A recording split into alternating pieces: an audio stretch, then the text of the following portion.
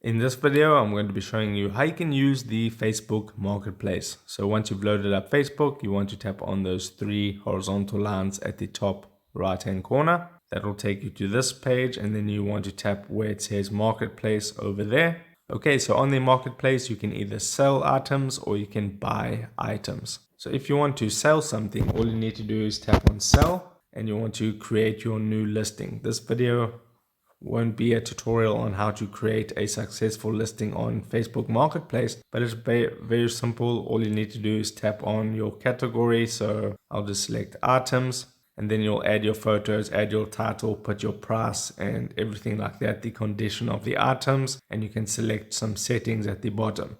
Essentially, that's the basics, and then you would tap on the publish button at the top right hand corner there. But if I go back now and discard this, what you can do if you want to go ahead and buy something is you will notice a search bar or magnifying glass at the top right hand corner there. You can tap on that, and let's just say you want to buy an Xbox One controller.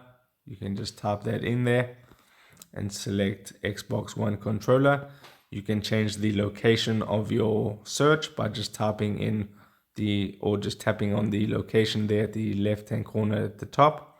It's going to show you all the items that you search for, and you can just browse through them, and you'll get sponsored posts from within the Facebook Marketplace app, but you can just ignore those and find one that you like. If you go and find one that you like, let's just say this one for an example, it says send seller a message. All you need to do is type in your message, hi, is this available, something like that. Send that. It's going to open up a new group in your chats, and you'll be able to message the seller and get some negotiation going or anything like that, and it will give you all the information regarding the seller and what he's offering, and that's basically all there is to it.